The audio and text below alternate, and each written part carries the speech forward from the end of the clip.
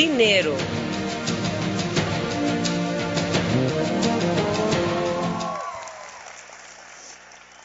27 de janeiro de 2017. Guardem essa data.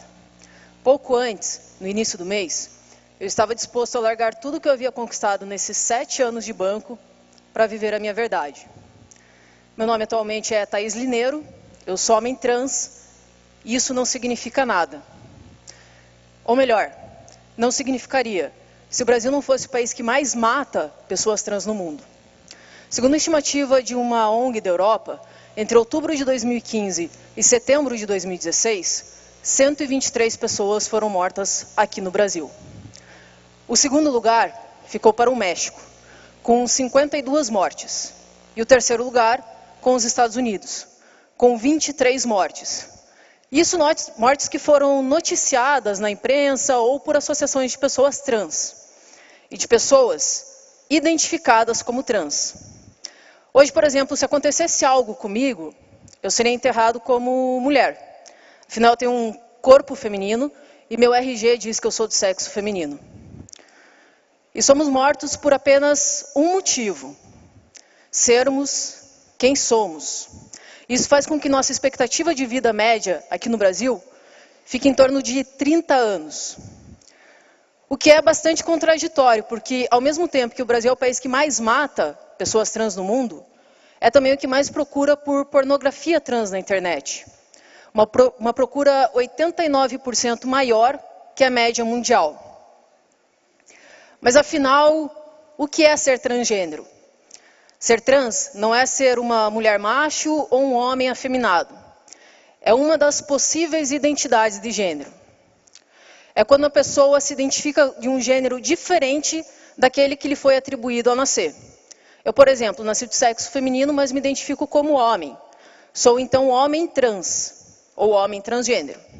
Assim como uma pessoa que nasce do sexo masculino, mas se identifica como mulher, é conhecida como mulher trans ou travesti. E uma coisa é identidade de gênero. Outra coisa é orientação sexual. Orientação sexual é por quem a gente sente atração, é com quem a gente gosta de se relacionar. Eu, por exemplo, sou homem e gosto de mulheres, sou então heterossexual. Se eu gostasse de ficar com homens, seria homossexual. E se eu gostasse dos dois, eu seria bissexual. Mas na verdade eu gosto da definição de uma amiga minha, que fala que gosta mesmo é de pessoas. E nisso, essas caixinhas que nos colocamos acabam perdendo seu sentido.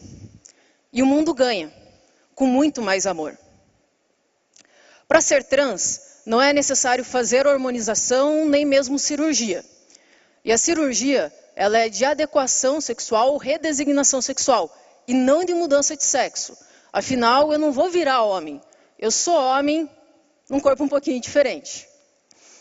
E sim, existe um sofrimento incalculável, porque até mesmo os direitos mais básicos, como nome, estudo, trabalho, ou até mesmo ir no banheiro, são constantemente negados. O que para outras pessoas seria uma atividade corriqueira, para nós é um grande problema. Primeiro, com relação ao nome. Muitas pessoas não sabem como tratar as pessoas transgênero. Então eu vou dar uma dica. É simples. Se for uma mulher trans ou uma travesti, trate-a como ela é, mulher. Se for um homem trans, como homem.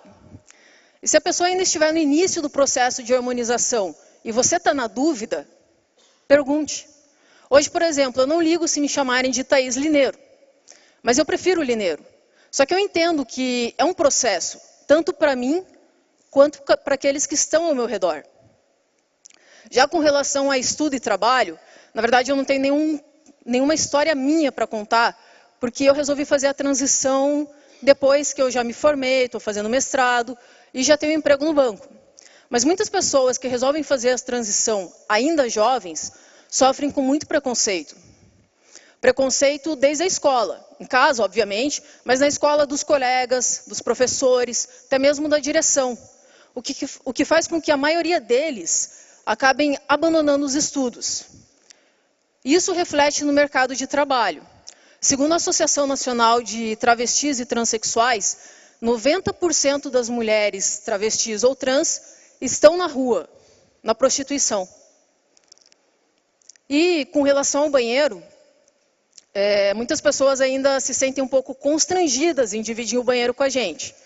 Uma vez eu estava no aeroporto de Brasília, no banheiro feminino, lavando as minhas mãos, quando uma senhora entrou no banheiro, olhou para mim, voltou, olhou para a placa, entrou de novo no banheiro e eu disse, a senhora pode entrar, a senhora está no banheiro certo. Só que aquela não tinha sido nem a primeira e nem foi a última vez que aconteceu comigo. E isso me traz uma pergunta.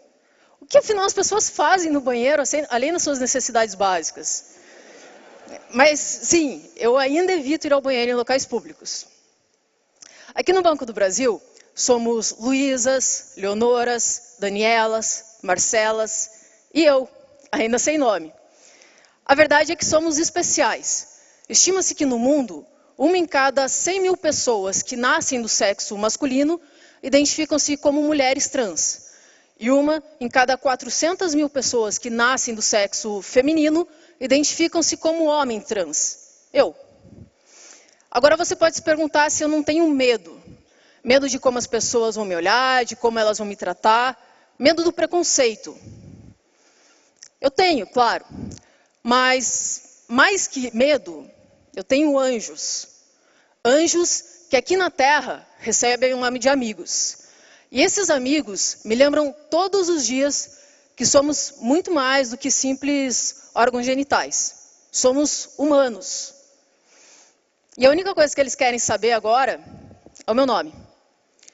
Além disso, eu tenho minha família, representada pela Dona Vera, minha mãe, que apesar de não entender exatamente tudo isso que eu estou vivendo, quer, acima de tudo, a minha felicidade. Pois é, as mudanças elas são muito mais fáceis quando temos essas pessoas com as quais podemos contar. Os tais anjos que jamais nos abandonam.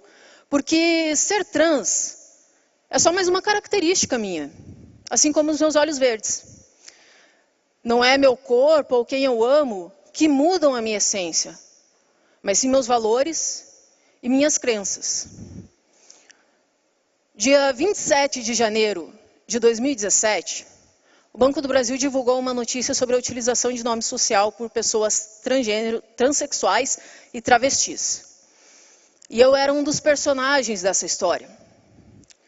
E muitas pessoas devem ter achado que nesse momento eu me assumi, saí do armário. Mas não. Na verdade, eu me libertei. Eu me libertei de uma vida de medos e de mentira. Eu vi que aqui eu posso viver a minha verdade. Porque todos os dias eu venho, vejo e venço. Afinal, todos somos iguais. Iguais nas nossas diferenças. E se somos assim diversos, qual o sentido da diversidade? Ah, só uma coisa. Ser trans não é opção. Ser trans não é culpa.